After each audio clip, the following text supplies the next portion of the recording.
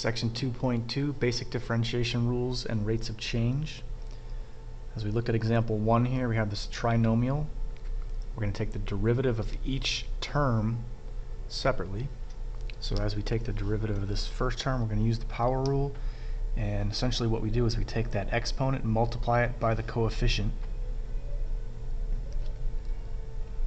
And as we take the derivative, our exponent is reduced by 1. So we had an exponent of 3, now it's 12x squared, plus the derivative of x is just 1. So we have plus 2, and the derivative of minus 7 is 0, so this is our derivative there. Example number 2. The easiest way to do this one is to rewrite this as a rational exponent. So we have the 4th root of x. I'm going to rewrite that as x to the 1/4.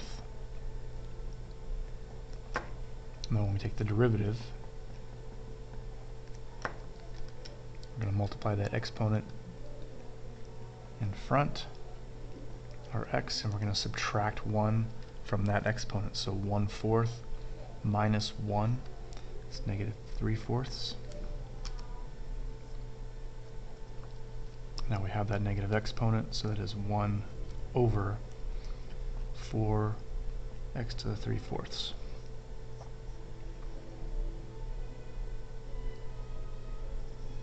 We might also write that as 1 over 4 times the 4th root of x cubed.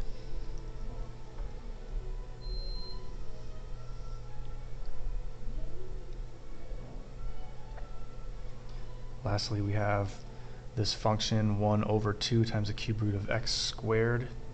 So again, we'll write that as a rational exponent.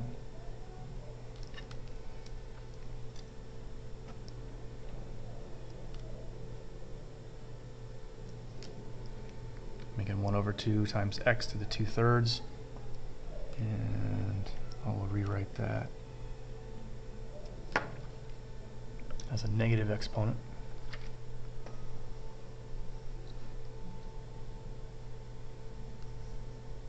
When we take the derivative of that,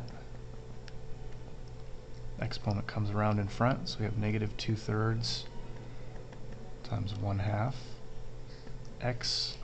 We have negative 2/3 minus 1, so it's negative 2/3 minus 3/3. So that's negative 5/3. I'm going to simplify this coefficient. The 2's cancel out. And I'm going to move this x to the negative 5/3 to the denominator. And I'll write it as a root here. That's the cube root of x to the 5th in that denominator.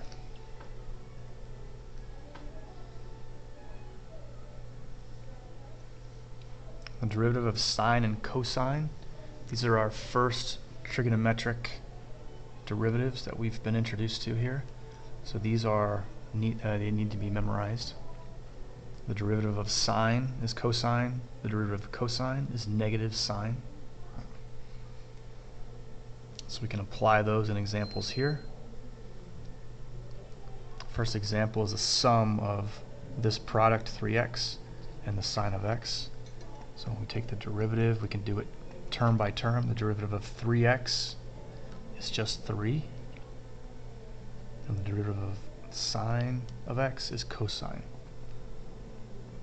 of x.